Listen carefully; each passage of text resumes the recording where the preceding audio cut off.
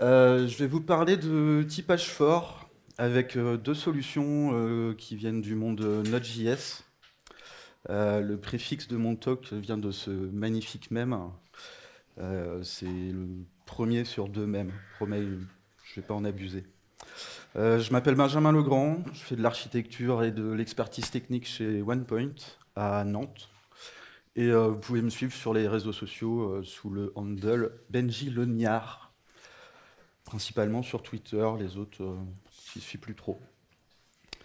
De quoi je vais vous parler aujourd'hui? Je vais vous parler de partage de schémas et de modèles de données entre le client et le serveur dans un écosystème principalement en TypeScript, Node.js. Je vais vous parler de monorepo et je vais vous parler de deux librairies, Prisma, qui est un ORM, et TRPC, qui est une solution pour écrire vos API.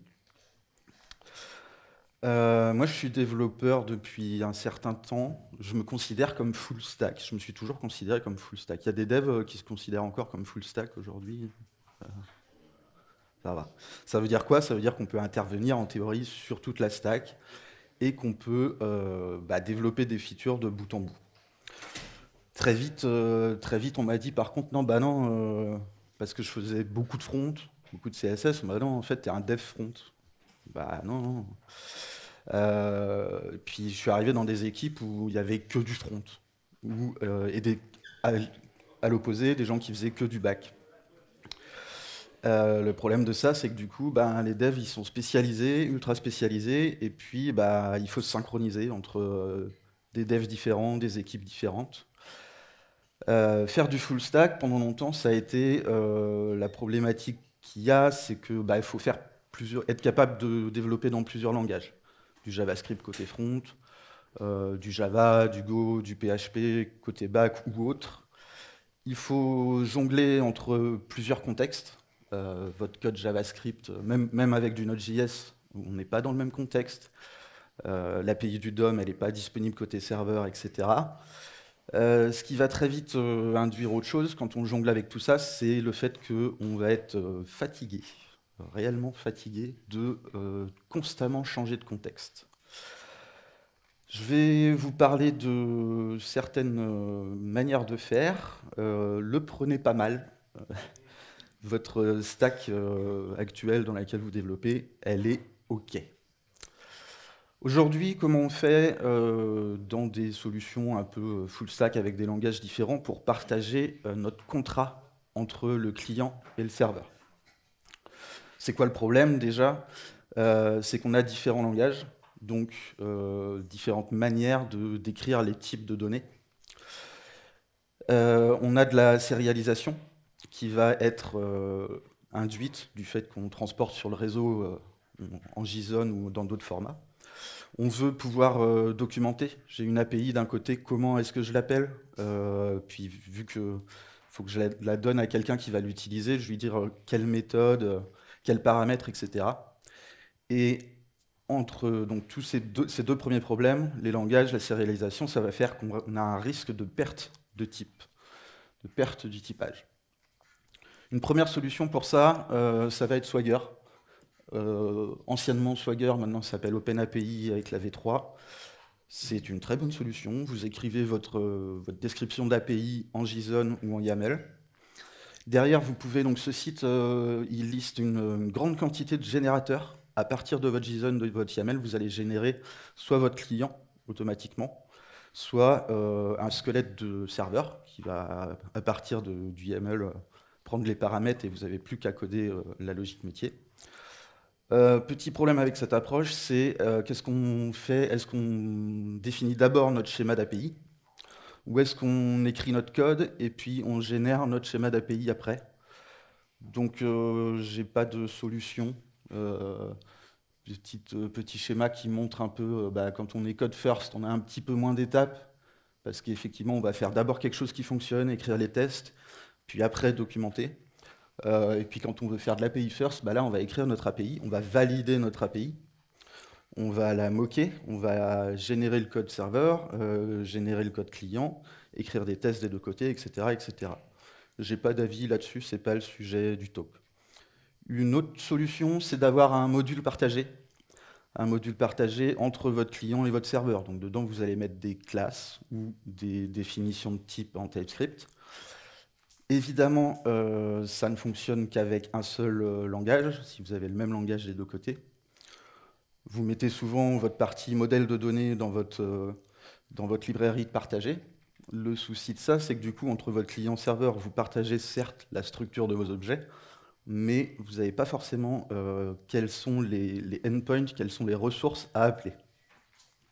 Ça peut être infernal si vous décidez de mettre les trois dans des repos différents, parce que là, on se retrouve avec la problématique de comment je versionne, comment je partage les choses. Moi, j'ai fait un projet où, tout le début du projet, on était sur des guides submodules. S'il vous plaît, n'utilisez pas les guides submodules pour ça. On est très vite passé sur du packaging, package JSON, et là se pose la problématique de qu'est-ce que je mets comme numéro de version. Quand j'ai 15 développeurs qui viennent rajouter des choses dans mon modèle dans la journée, il y en a forcément un qui va casser des trucs, et comment on résout ces conflits. Donc c'est encore d'autres problèmes. Une autre solution pour ça, ça va être d'utiliser des technologies dédiées qui vont vous occuper de générer, vraiment de la communication client-serveur. On retrouve un peu le concept d'avoir un fichier de définition de schéma, de vos objets, etc. Je n'ai pas énormément de choses à dire là-dessus. J'ai plus entendu d'histoires d'horreur sur GraphQL qu'autre chose, mais je ne suis pas expert, donc il y a encore besoin souvent d'une étape de génération. Vous allez définir votre schéma et puis vous allez générer votre fonction. Une autre petite problématique, c'est que du coup, les requêtes, les queries, elles sont côté front, elles sont côté back, on ne sait pas trop. Voilà. Une autre solution que je vois beaucoup passer sur les projets, c'est de synchroniser mon modèle de données client et mon modèle de données serveur. Ça, c'est un autre problème, c'est que vous avez la définition, votre vérité, elle est à deux endroits. Donc, je vais parler souvent de la source unique de vérité.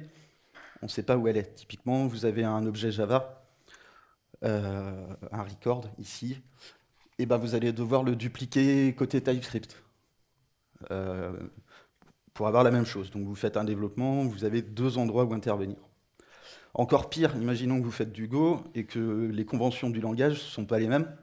Donc, vous vous trouvez avec du lower snake case en Go, du coup à devoir convertir, faire des fonctions qui vont mapper champ par champ la chose. Donc là, pour le besoin de l'exemple, j'ai juste mis grosso modo deux attributs. Imaginez que vous arrivez dans des codes bases où vous avez des mappeurs comme ça de plus de 1000 lignes. C'est compliqué. Une autre solution, ça va être de ne rien faire, de ne pas synchroniser. On vit qu'une seule fois. On a fait ça longtemps, en fait. Vous changez votre API côté back, et puis de toute façon, c'est du JavaScript, c'est du typage dynamique. Ça va continuer à fonctionner. Le souci de ça, c'est quand même que ça casse tout le temps. Et ça casse à l'exécution. Vous faites votre dev, et puis c'est une fois que c'est en prod, ah mince, on a oublié des choses. Donc toutes ces manières-là, elles existent. Est-ce que c'est pas un petit peu lourd, pénible? Je m'auto-réponds, je trouve ça que oui. Encore un rappel, ce que vous faites, c'est bien. On peut quand même avoir des meilleures choses, notamment au niveau de l'expérience développeur, l'expérience de développement, et vous devriez vous soucier de l'expérience de développement. On va attaquer la chose, ça veut dire quoi? Avoir une stack TypeScript complète. Ça veut dire qu'on a notre même langage côté serveur et côté browser. Même si c'est dans des contextes différents, on va pouvoir partager du code. Côté serveur, on va s'exécuter dans un runtime JS. Vous connaissez notre JS tous un peu ici? Bon. Je réexplique quand même vite fait. Il y a plusieurs runtimes, mais grosso modo, on a sorti un moteur d'exécution JavaScript du browser. On a mis un emballage par-dessus pour pouvoir le faire interagir avec des périphériques bas niveau, notamment le réseau, le système de fichiers. Node, il y a une surcouche C++. Dino, c'est une autre approche, c'est toujours le moteur V8 de Chrome comme Node, mais avec du Rust. Bun, qui est arrivé récemment, lui, il a pris le moteur JavaScript de Safari, et il fait du Zig par-dessus. Enfin bon, bref. L'avantage de faire le même langage partout, c'est que vous allez pouvoir recruter des développeurs et des développeuses qui n'ont pas besoin d'être multilangage. Déjà côté recrutement, puis côté arriver sur un projet, pareil, il y a moins de choses à apprendre. C'est quand même pas mal. C'est discutable, mais je pense que avoir votre back, votre front dans le même dépôt, ben, c'est pas obligatoire, mais c'est vivement recommandé. Ça veut dire quoi dans le même dépôt? Donc ce site est vachement bien, il explique grosso modo tout ce qu'est un monorepos. Un monorepos, c'est pas un monolithe. Il faut bien comprendre ça. Ça veut dire que vous mettez dans le même dépôt votre code, ça ne veut pas dire que vous allez faire une seule livraison de votre back, de votre front, de tous vos domaines en même temps. Donc ça a des gros avantages parce qu'on va centraliser la gestion de dépendance, notamment en Node.js, vous n'allez avoir qu'un seul package.json, vous n'allez pas avoir de conflit de version. Tout est centralisé. Le jour où vous faites une upgrade, vous faites une upgrade sur toutes vos dépendances. Derrière, il faut que vous gériez par contre des livraisons partielles, des builds partiels, parce que si votre appli grossit énormément, vos temps de CI aussi.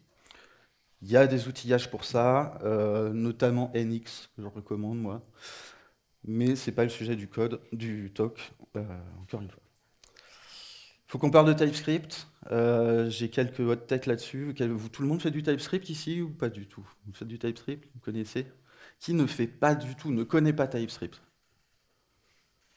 Quelques-uns quand même. C'est bien. Ma première hot take, c'est que c'est pas un langage. Il faut faire attention. Il ne faut pas le concevoir comme un langage. Le langage qui est exécuté en dessous, c'est du JavaScript. TypeScript, ça va être une manière d'écrire, de documenter votre JavaScript avec la sécurité en plus d'avoir la vérification des types à la compilation. Vous allez pouvoir vérifier que si j'assigne une variable string à un number, TypeScript il fait pof, hors de question, je compile pas ce truc et il vous envoie bouler avant que ça s'exécute. D'autres petites hot tech, enfin de choses à savoir, les types, tout ce que vous faites en TypeScript qui n'est pas du JavaScript, ça va être supprimé à l'exécution. Donc, les types ne sont pas un moyen de valider la donnée. Une autre erreur que je vois souvent de gens qui viennent du Java, moi venant du Java aussi un peu, je me suis mangé les murs au début, une interface TypeScript, ce n'est pas, comme en Java, ne va pas imposer une implémentation. Si vous mettez des définitions de fonctions dans vos interfaces, quelqu'un qui l'implémente, il décide de mettre une autre signature, il peut. Il n'y a pas de problème. Et il peut, pourquoi? Parce que le typage est optionnel. C'est de base en TypeScript, vu qu'on veut pouvoir souvent migrer des code base JavaScript, on a fait en sorte qu'on puisse adopter partiellement le typage fort. Et donc, ce typage, il peut avoir tort aussi. Il n'est pas suffisant pour valider, comme je vous ai dit au-dessus, les données. Un petit secret sur lequel se basent les deux librairies dont lesquelles je vais vous parler aujourd'hui, c'est l'inférence de type. Donc là, on a une méthode createUser. Vous pouvez noter qu'à la fin, je dis pas c'est quoi le retour de ma fonction. Je renvoie un objet qui a un attribut name, un ID, une date createDate. Et en fait, je peux, à partir du résultat de ce que renvoie ma fonction, TypeScript est assez intelligent pour dire, OK, quand je déclare un type user qui est du type de ma variable, eh ben, il va ressortir la structure de données que ma méthode a renvoyée. Vous n'êtes pas obligé de déclarer des interfaces ou des types partout pour ça.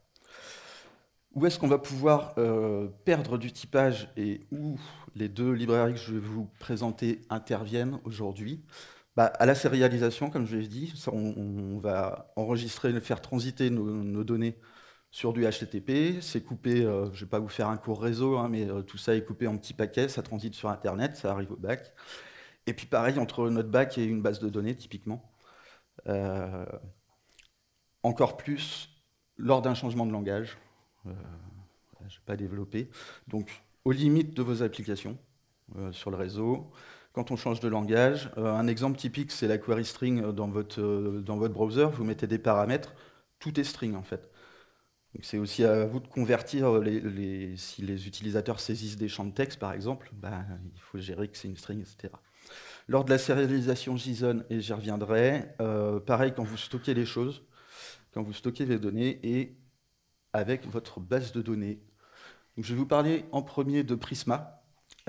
Prisma, c'est un ORM. Est-ce que tout le monde sait ce que c'est qu'un ORM? Je vais vous expliquer quand même. Un ORM, ça va faire du mapping relationnel objet relationnel mapper.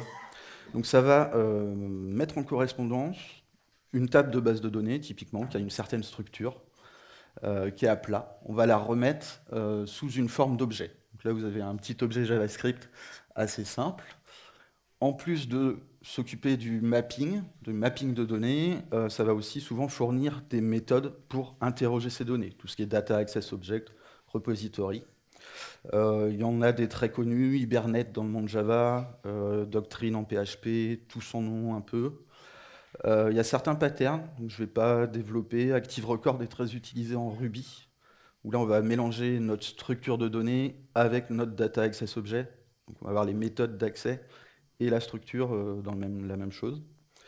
Et donc ça existe dans plein de langages. En Node.js, on va avoir SQLize qui était assez répandu. Knex qui va plus être un query builder. Moi je vais vous montrer l'exemple de TypeORM que j'ai pas mal utilisé. TypeORM, il vous dit mets des décorateurs. Donc les décorateurs, c'est ce qui commence par des arrobases là, et qui vont vous permettre de définir sur une classe qui va vous servir d'objet de transfert de données. Sur une classe, quel champ de ma base de données ça va correspondre.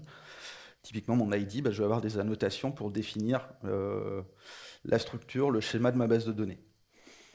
Ça, c'est un premier problème, plusieurs problèmes, mais je ne vais pas aller trop loin non plus. C'est que qui a raison, en fait, ici, entre la classe qui est décorée avec toutes ces annotations et le schéma de votre base de données. Donc, vous pouvez demander à votre ORM de créer le schéma. Ça peut avoir des problèmes. Souvent, on se retrouve à faire du SQL quand même pour créer notre schéma, c'est un peu mieux. Et donc, on se retrouve à se poser la question, qui a raison entre mon schéma, entre mon ORM, sa source d'erreur, etc. Prisma, il dit, je suis un nouveau type d'ORM. Donc, je ne vais pas vous demander d'écrire des classes, pas vous demander de d'écrire, d'annoter avec des décorateurs ou des annotations les champs de mon objet. Par contre, je vais vous demander d'écrire un schéma de base de données qui va servir à la fois à générer votre structure SQL et vos objets de transfert, vos objets de TypeScript surtout. Prisma n'utilise pas de classe, il va vous donner des objets JavaScript. Tout est objet, il n'y a pas de spécificité. C'est vraiment uniquement de la structure de données. Et Prisma vous donne aussi du coup des moyens de générer ces types TypeScript à partir de la base de données et vous fournit toute une API pour faire de l'interrogation de vos bases de données. Actuellement, ça supporte Postgres, MySQL, SQL Server, MongoDB, Cockroach. Je ne suis pas allé voir, mais il y en a peut-être d'autres. Qui a besoin d'autre chose que de Postgres, de toute façon.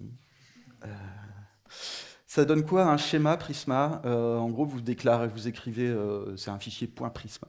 L'extension, c'est Prisma. Il y a une extension il y a des extensions IDE pour faire de la coloration syntaxique, du formatage de ça. Ici, vous pouvez voir qu'au début, je dis c'est quoi mon type de base de données. Je peux avoir accès à des variables d'environnement. Typiquement, pour déployer mon bac à plusieurs endroits, je vais aller récupérer où est ma base de données. Et là, je lui dis, mon client Prisma que tu vas générer, il est en JavaScript. En dessous, vous avez une définition de modèle de données qui ressemble un peu à ce que je vous ai montré avant avec des annotations pour dire, voilà, mon ID, il va être généré avec un auto-incrément. Ou quand je crée mon objet user, il faut que j'ai la date du jour automatiquement. Ça, c'est votre source unique de vérité. Donc, on peut évidemment faire des relations entre vos différents modèles. Donc là, on a un utilisateur et un post de blog. Mon utilisateur a un champ post, qui est un tableau, Et dans mon poste, je vais mettre une relation qui est un many-to-one, du coup, vers mon utilisateur.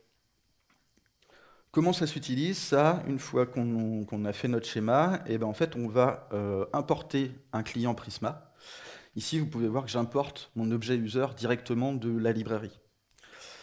J'y reviendrai. Donc en fait, il va générer vos types TypeScript à côté du client. Au niveau de l'API de requêtage, vous avez un peu tout ce qui est nécessaire à requêter une base de données.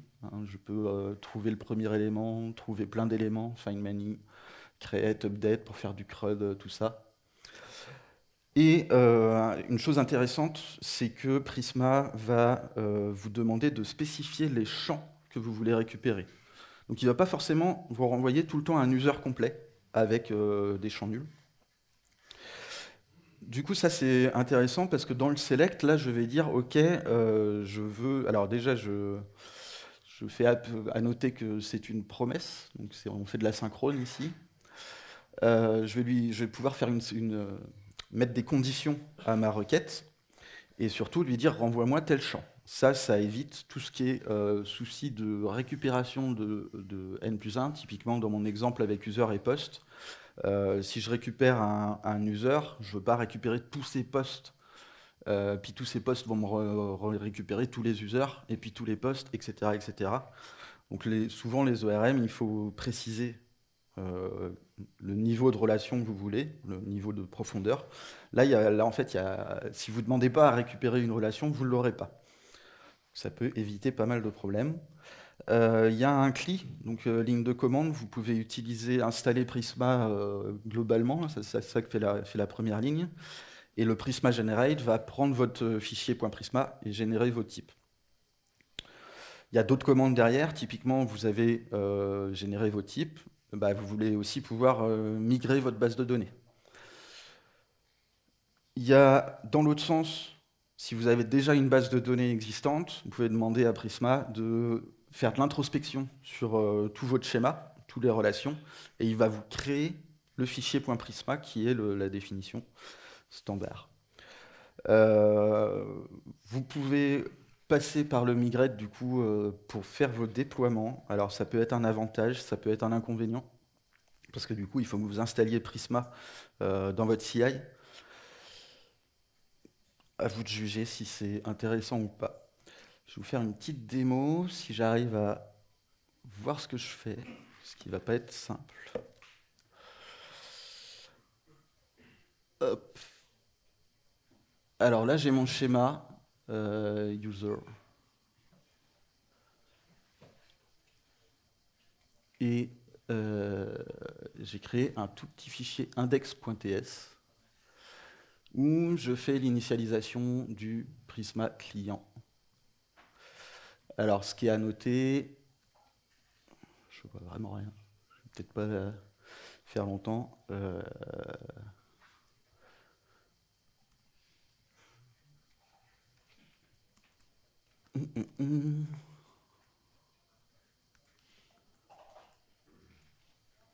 J'ai mis un O. C'est risqué.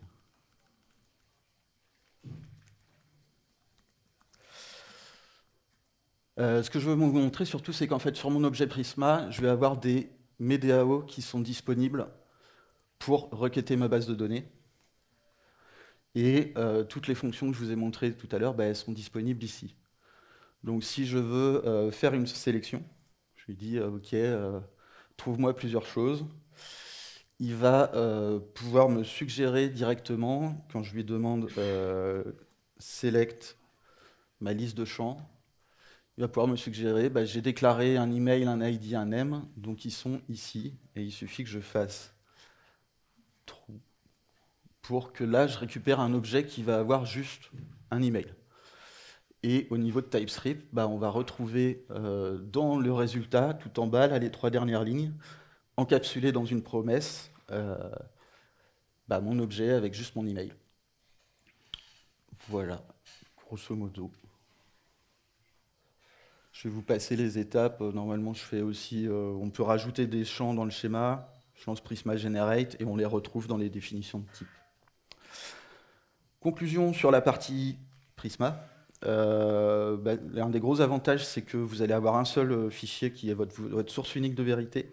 Comme je vous ai dit, c'est classless, donc on évite d'avoir des hiérarchies d'objets un peu trop grosses. Un reproche qui est fait quand même à Prisma, c'est que du coup, vous avez un seul fichier Prisma de définition de base de données. Ce qui fait que si vous déployez qu'un seul back à un monolithe, vous allez très vite avoir un fichier .prisma qui va être énorme, qui va être très peu maintenable. Donc voilà, ça dépend de votre modèle de données, de la quantité de relations, ça peut ne pas forcément être adapté. Donc, par contre, pour du microservice, vous vous dites, bah voilà, j'ai mon petit domaine dans mon coin, il a son petit schéma Prisma, sa petite base de données, c'est un peu plus adapté. Et il reste quand même une petite étape de génération dans les inconvénients qui fait que vous devez installer les choses dans votre CI. Quand j'ai fait le talk, pour moi c'était le top du top Prisma. Aujourd'hui je suis un peu critique. Il y a notamment Drizzle qui lui prend une approche full TypeScript et qui se market un peu en opposition à Prisma, donc c'est assez rigolo. Je vous invite à aller voir si ça vous intéresse. Voilà. Petite interlude avant de parler de TRPC, il faut qu'on parle de TypeScript encore. Souvent les gens ont des mauvaises expériences de TypeScript parce que typage optionnel, DNI partout dans la code base, activez cette option du compilateur strict, c'est vraiment type strict. Ça va vous obliger à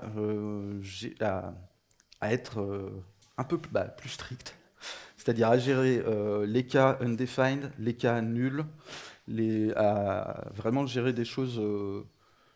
Ça interdit complètement les NI, donc il faut bien déclarer, et vraiment une fois qu'on a du type partout, on est plus content. La notion qui va être importante pour comprendre TRPC aussi, c'est la généricité. Donc là j'ai une petite fonction, il n'y a rien dedans, on s'en fiche. Ce qui est intéressant, c'est de dire qu'elle va prendre un argument. Son argument, il n'est pas connu. Il dit type générique. C'est à l'utilisateur de la fonction de spécifier quand il va passer un type. Voilà, là, je veux que tu traites une chaîne de caractères, une string. Donc, évidemment, là, c'est pour l'exemple, mais pour des objets bien plus complexes, ça va être intéressant à connaître. Je vais vous parler de TRPC maintenant. TRPC, c'est TypeScript Remote Procedure Call, un appel de fonction à distance. RPC, c'est pas nouveau hein, comme concept. Il y a eu beaucoup de solutions qui existaient avant là-dessus. Si je prends le principe de base, c'est que dans mon client, je vais importer les types que j'ai déclarés côté serveur. C'est vraiment en simplifiant à l'extrême. Ça, c'est une vidéo qu'ils ont sur leur site. Donc à gauche, je suis côté serveur, je modifie, je mets name, pouf. Du coup, mon client, directement, j'ai une erreur parce que tu peux pas mettre name, tu peux pas mettre MSG, je l'ai changé en name. Et c'est tout l'intérêt principal de TRPC. Au niveau des termes que vous allez utiliser, ça va ressembler, donc en dessous on fait du HTTP. Quand on va parler d'une query, ça va être quelque chose qui va être stateless et ça va correspondre à un get. Sur le post, des choses qui vont modifier vos données, les créer, etc., on va faire une mutation. Et pour tout ce qui est WebSocket, abonnement, c'est une subscription. C'est un vocabulaire qui est très proche de GraphQL, je trouve. Comment on utilise TRPC? On va créer une instance globale, et cette instance globale, elle est partagée par tout le code de votre application. Elle va vous donner des builders, c'est vraiment le pattern builder, pour créer vos routes, des middleware et des procédures. Là, on réexporte pour avoir c'est un peu du sucre syntaxique, mais vous n'êtes pas obligé, vous pouvez utiliser T directement dans votre code. Un routeur, c'est quoi? Ça va correspondre, si je prends le parallèle avec REST, ça va correspondre à un verbe et une ressource, une URL. Donc là, je vais donner, dans ma déclaration de routeur, je vais créer un objet avec un attribut hello. Et ce hello, en fait, on va retrouver ça dans le chemin, l'URL HTTP qui est interrogé par le client. Ici, on passe par le builder de procédure pour créer une query. Et cette query renvoie directement un objet, donc ça va se retrouver dans le JSON de la réponse à la requête sur l'URL hello. Notez qu'en bas, on exporte le type, et uniquement le type du routeur. Donc le slide précédent. Hop. Comment on va définir un peu plus profondément nos différentes méthodes? C'est un pattern builder, du coup je peux définir sur ma procédure un input. Je peux définir des outputs. Donc là vous notez l'utilisation de Zod, je vais y revenir plus tard. Et toujours en bas on exporte notre routeur. On a créé notre routeur, on va démarrer un serveur HTTP en lui passant notre instance, et là pas notre type. Et ici, bon, bah, il écoute sur le port 3000, ce qui est assez standard en Node.js. Côté client, on va créer un proxy client à partir de notre type AppRouter qu'on a importé. D'où tout l'intérêt d'avoir un monorepo avec mon back, mon front des deux côtés. Sinon, ça veut dire que côté back, vous devriez exporter votre type dans une librairie, c'est plus compliqué, quoi. Les links en bas, c'est grosso modo, ça va donner l'adresse de toutes les procédures et toutes les queries et les mutations, où est-ce qu'il doit les récupérer. Et ça peut vous permettre de faire un peu de la composition, notamment si vous voulez loguer toutes les requêtes, vous allez créer un link. Une notion importante pour partager des objets, des données entre chacune de vos procédures, ça va être le contexte. Ici, je stocke un identifiant utilisateur dans mon contexte. Donc je déclare la structure de mon contexte. Je dis à TRPC, quand je l'instancie, que de manière générique, tu dois gérer tel type de contexte. Ce qui fait que dans mes méthodes, je vais pouvoir récupérer mon petit objet contexte. Côté TypeScript, ça ne va pas péter d'erreur parce qu'il sait que contexte est un objet CTX est un objet contexte. Ça va être utile, donc ici on partage des informations utilisateurs. On peut partager des services ou notre client Prisma, typiquement. On va l'instancier puis le donner à nos procédures pour qu'elles effectuent des choses. Pour instancier ce qu'il y a dans mon contexte, là j'ai un exemple de middleware. Le middleware, c'est un peu comme en Node.js, c'est une méthode qui va être appelée avant vos procédures et qui va pouvoir être déclarée sur plusieurs procédures pour partager du code. Ici, on va vérifier que si mon contexte, si j'ai pas d'utilisateur dans mon contexte, c'est que je suis pas authentifié.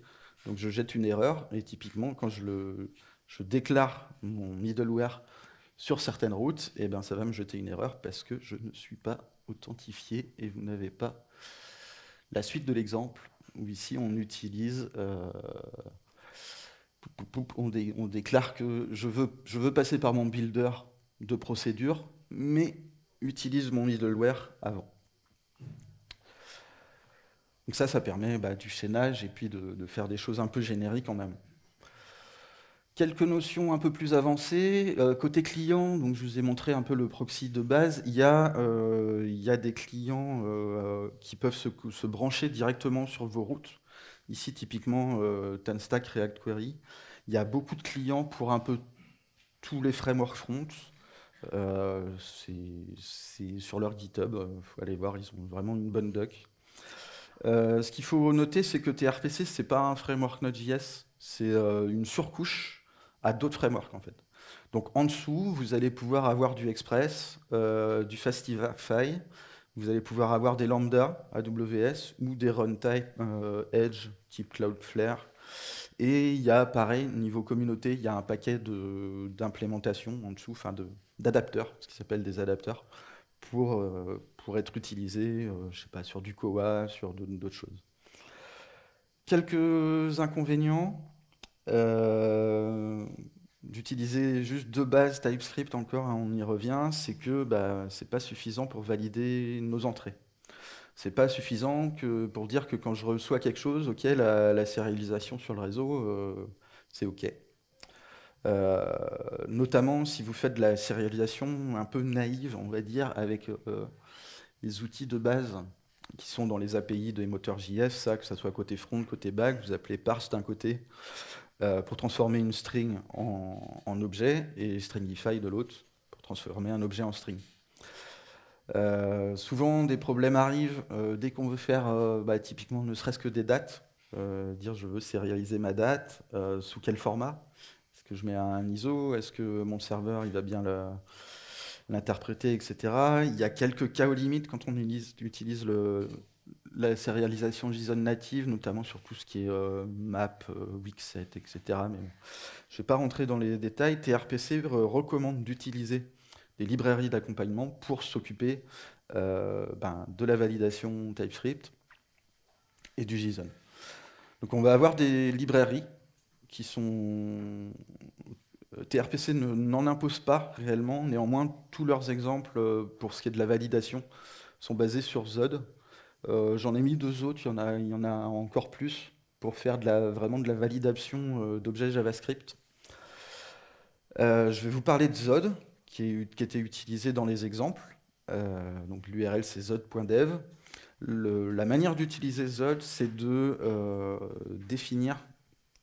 Vous allez appeler des builders encore, et donc vous allez créer un schéma d'objet en disant voilà, mon objet il a tel type, et Zod va vous permettre va vous fournir des méthodes de validation qui vont jeter des erreurs si un objet ne correspond pas à la chose.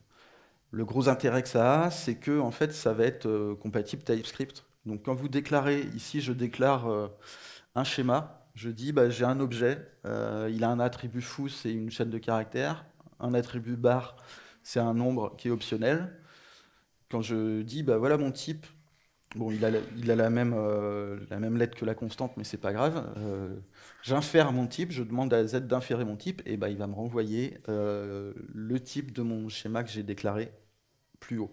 Donc on a à la fois un objet de schéma et une définition de type TypeScript qui va être utilisée par les développeurs et par le compilateur pour valider que vos types sont corrects. Comment ça s'utilise avec TRPC? On passe par les builders de procédure. Donc c'est l'exemple qui était déjà tout à l'heure. Ici, là, je vais déclarer un schéma d'un objet qui a juste une chaîne de caractères name en tant qu'entrée. Ce qui peut être intéressant à faire, et ce qui est possible aussi, c'est de valider vos sorties. Par exemple, si vous, sur votre couche un peu de contrôleur, vous maîtrisez pas trop le modèle de données, d'où il vient, et que vous voulez valider, je ne sais pas, qu'il n'y ait pas des champs password qui fuitent côté front ou autre, là, ça va sortir une erreur quand, avant d'écrire la réponse JSON, mon objet ne correspond pas. Une autre librairie qui là va vraiment s'occuper de la sérialisation, c'est SuperJSON. Ça va s'occuper de manière transparente de pas mal des edge cases que j'ai évoqués plus tôt sur la sérialisation, notamment date, map, set, etc. Et comment ça s'utilise avec TRPC? Il suffit de le déclarer sur votre initialisation globale, lui dire voilà ce que tu dois utiliser comme librairie pour sérialiser du JSON. Autre petite utilitaire assez sympa, je vous ai parlé de Swagger OpenAPI au début. Si vous faites une API avec TRPC et que vous avez besoin d'exposer votre documentation, votre Swagger, il y a une librairie pour ça, qui s'appelle TRPC OpenAPI, et qui va vous permettre, à partir de votre déclaration de vos schémas Zod, de vos déclarations de procédures, de queries de mutation, de générer, de rendre disponible un fichier OpenAPI. Donc ça, on le rajoute encore sur l'initialisation globale de TRPC. Et à l'usage, on va appeler une fonction meta sur notre builder, où là, on va pouvoir mettre des choses qui ne sont pas forcément dans le code. Donc là, on répète un peu, voilà le chemin, voilà le get, mais typiquement, vous allez pouvoir mettre les descriptions de paramètres pourquoi, quand appeler quelle méthode. J'avais une petite démo, mais je vais la passer parce que c'est pas confortable. Grosso modo, c'était un extrait d'un exemple, qui est dans le répertoire exemple sur GitHub, sur leur dépôt officiel. Ils ont énormément d'exemples, surtout tous les adapteurs que je vous ai parlé, Express, Fastify, plus vraiment des cas d'usage très complet avec Next, avec Prisma, avec d'autres choses. Je vais en avoir fini, du coup. Pour conclure, moi, ce que je trouve intéressant dans ces deux librairies et important, c'est qu'en fait, ça va remonter un peu la limite de ce qu'un développeur ou une développeuse aura à gérer. Typiquement, savoir quelles ressources HTTP, enfin voilà, on a un peu moins de choses à gérer, donc ça va s'intercaler entre vos briques. Ce qui est important, donc, c'est que ça, à la fois, ça va ça va s'occuper donc, de partager vos types côté front, mais aussi de tout ce qui est sérialisation, tout ce qui est partage, et vos développeurs et développeuses vont pouvoir s'occuper d'uniquement des features et pas des choses un peu trop techniques. Typiquement, développer des systèmes de sérialisation JSON, on a autre chose à faire. Ou écrire des docs d'OpenAPI ou des systèmes pour générer de la doc d'OpenAPI. Voilà, ça existe. Donc, faut quand même identifier ces choses-là, comme dans une stack telle que, avec ces deux outils, il faut savoir que quand j'appelle un client TRPC, je vais avoir toute ma transition réseau. Quand j'appelle mon client Prisma, ça va faire des requêtes SQL. Quand même une petite passe d'éducation, d'apprentissage à avoir. Par contre, de TypeScript et avoir des types partout, vraiment, c'est le bonheur. Et pareil, un seul langage des deux côtés, on est quand même plus content. Finir par une note tech, voilà, on est plus heureux, l'expérience développement, elle est meilleure. Par contre, il n'y a pas que Node.js et TypeScript, on peut faire des choses assez sympas dans d'autres langages, notamment, je vous recommande d'aller voir Blazor si vous faites du C# en back. Là, on va prendre ces exemples, ils vont prendre un peu le côté inverse, c'est-à-dire qu'on ne va pas prendre des langages front, puis dire, bon, on fait ça sur le serveur. Côté langage serveur, il y a aussi des solutions pour gérer votre front dans le même langage. En Rust, avec tout ce qui est WASM, il y a pas mal de frameworks web. Lentos en est un qui ressemble beaucoup à du React. En Kotlin, c'est faisable aussi, même si de ce que j'ai compris, c'est un peu plus compliqué. Et je vais vous laisser là-dessus. Je vous remercie. Je vous ai mis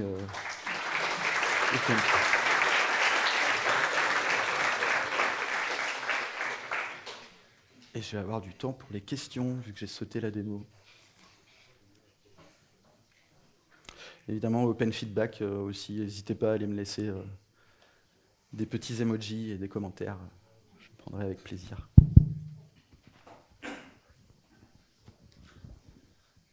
Pardon mon niveau de français, mais est-ce que vous considérez l'autre solution de l'ORM que peut-être le port and adapter, data pattern ou l'architecture hexagonale? Parce que pour moi, j'ai trouvé cette bonne séparation entre la logique d'entreprise et l'implémentation niveau comme base de données.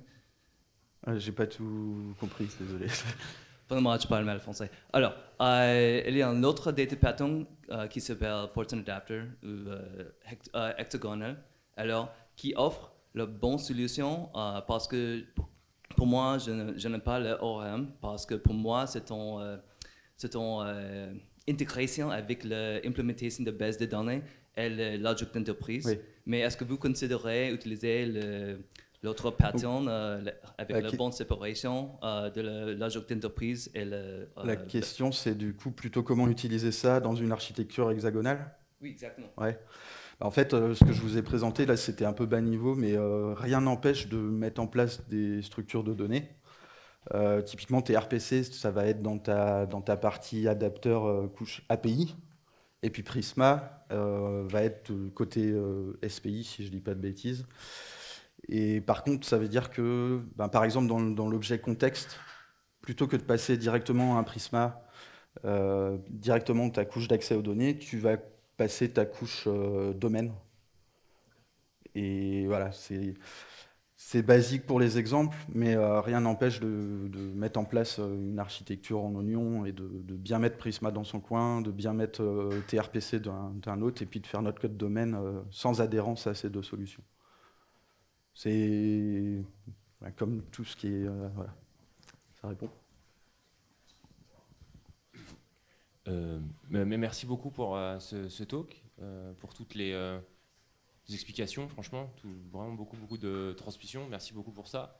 Et puis en fait, moi j'ai juste une question, je voulais savoir si le partage d'interface front-back, c'était comparable à ce qu'on pouvait peut-être faire sur NX, je ne connais pas forcément bien. Sur quoi comme? Sur NX, avec les librairies de type partagé. Ouais. Et si oui, est-ce que vous recommanderiez plutôt une approche plutôt qu'une autre en fait? Alors en fait, NX, tu peux avoir l'approche que j'ai présentée au début d'avoir une librairie de modèles. Ici, typiquement, tu vas avoir ton application front, mais vraiment au sens apps NX, Ouais. qui va importer ton application back. Donc il n'y a pas de contre-indication d'usage de ces libs-là avec NX. Pour maintenir c'est ce que j'ai compris, hein, mais pour maintenir une forme de synchronisation des interfaces et des définitions de type et tout ça entre un back et un front, on pourrait faire l'une ou l'autre méthode, il n'y a pas vraiment de plus ou de moins, quoi. Alors en fait, tout l'intérêt de ces deux librairies-là, c'est que tu ne vas pas justement écrire des fichiers de définition d'interface. C'est que depuis tes RPC, les types ils vont redescendre tout seuls parce que tu as importé la définition d'API. D'accord. Donc en fait, si tu rajoutes une librairie où tu redécris tous tes objets, ben, tu perds un peu de l'avantage des deux. Voilà. Merci.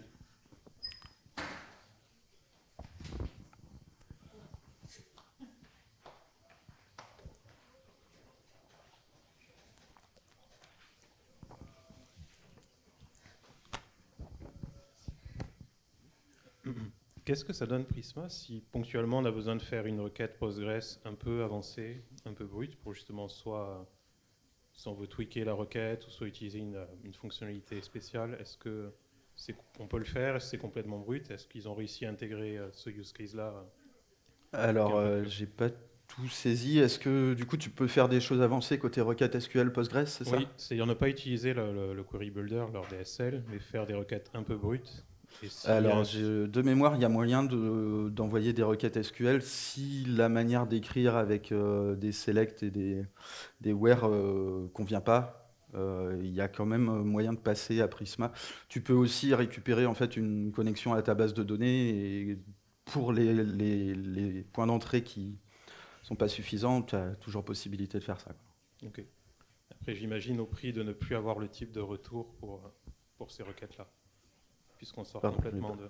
Au prix de ne plus avoir le type de retour sur ces requêtes-là. Bah, du coup, il faut que tu t'occupes de faire ça toi-même. Ouais.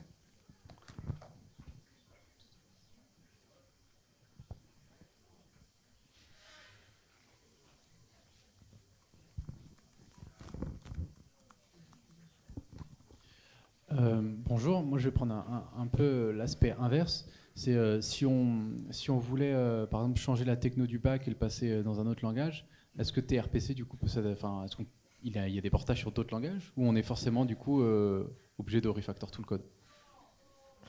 Alors tu peux, si tu as déjà un back en Node.js. Bah, l'idée c'est de, je sais pas, pour X ou Y raison, on veut changer de Node.js, on veut passer à Java. Mais tout en gardant le front comme il est, quoi. Bah, là, pour le coup, je recommanderais de plutôt rester sur de l'OpenAPI, où tu as des solutions de définition d'API qui sont un peu dans tous les langages. Si tu as déjà un back Node.js qui est par exemple en Express, TRPC, ça peut être adopté très incrémentalement, parce que du coup, vu que tu as les adapteurs qui sont basés sur Express ou par-dessus, bah, tu peux adopter chaque TRPC sur chaque endpoint petit à petit, quoi. Je sais pas si ça répond. Ouais, on est obligé de rester dans l'écosystème TypeScript, quoi. On peut pas, enfin, il n'y a pas de portage, on peut pas faire l'interaction entre le front et un back si on change de langage. Non, je suis pas clair.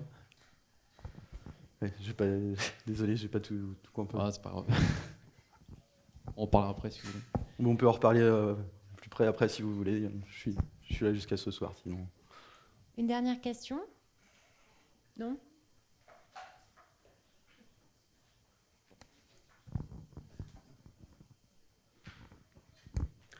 Eh ben merci.